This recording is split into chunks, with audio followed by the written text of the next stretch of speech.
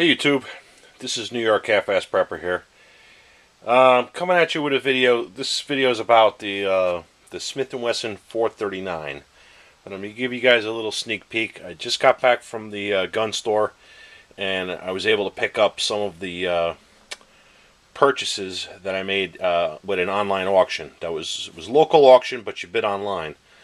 And then I went up to my local gun store to pick these up. And if you know anything about New York, there's a lot of paperwork, and we have handgun registration, so it takes a couple weeks from when you pay for the firearm until you actually get it in your hands, because that paperwork has to get pushed before they let you take possession of the firearm. I know it's a backward state, but hopefully my days here are numbered. So anyway, I'll give you a quick look. That's a Charter Arms undercover. That is a Colt double action revolver.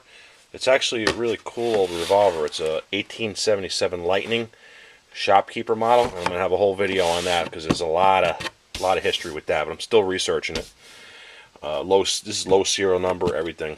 And this is a Colt Official Police in nickel, and this is a Smith & Wesson 19-4. And they're all filthy dirty. I got to get them all cleaned up, but I'm going to do a little before and after too on those. So anyway, this video is about the Smith & Wesson 439, which is also an auction gun. It came in this box here, lot number 506.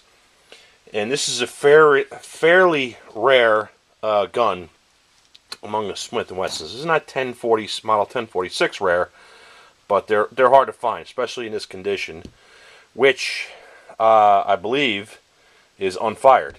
I could not find any evidence that this gun was fired. I mean, there's not a piece of powder, nothing inside this gun. So either it was cleaned up really, really, really well, or it's been unfired. So this gun, let me see what I can tell you about it. It's a second generation Smith & Wesson semi-automatic. The 4 in the 439 means that it's an alloy frame, sitting on alloy frame, steel slide. They also make a 639 they made, which is all stainless, and they made a 539, which is a steel frame with a steel slide. And they made a couple of other ones that were similar. But basically it's an updated Model 39. Model 39 was Smith & Wesson's first attempt at a semi-automatic double-action, single-action handgun. And they started that back in the 60s. And they used, some SEALs had it during the Vietnam War.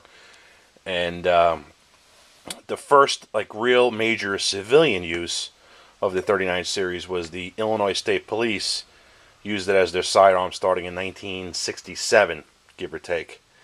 And it kind of ingratiated the semi-automatics with police agencies, because before that, it was all revolvers. Cops had to carry stuff like this around. So this is the beginning of the, represents the beginning of the semi-automatic period in, for handguns, sidearms for the cops. What else can I tell you about it? Oh, these were manufactured by Smith & Wesson circa 1979 to 1988. And this one here, I can tell, I haven't actually researched this serial, but I can tell it's an early one by the round trigger guard. The later ones have a square combat style trigger guard, and it has the signature Smith & Wesson guard for the adjustable rear sight, and still has the hammer intact. It was not bobbed. And this firearm has a magazine safety in it. That's a decocker and safety, firing pin safety on this gun. And it has a magazine safety, so it will not fire without the magazine inserted, which is, I'm not sure when that feature came in and when it went out. I don't think it ever went out on these. I think it's still, I don't own any M&Ps. I don't know if that feature is still around, but I know most of the second and third generation Smith & Wessons had that feature, at least all the ones that I own. And it's a cool gun. It's got the loop for the lanyard. I don't know who was using a lanyard. There weren't that many. It wasn't very popular. The There's only a couple of movies. I looked it up. There's only a couple motion pictures that use this gun in there, and I don't think any police agencies had it.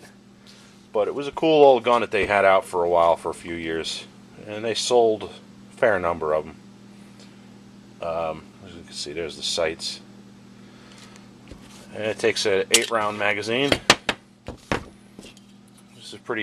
This is actually a factory magazine, which is they're pretty hard to come by these days. I mean, they have aftermarket ones all day long, but the actual Smith & Wesson ones are expensive if you can find them.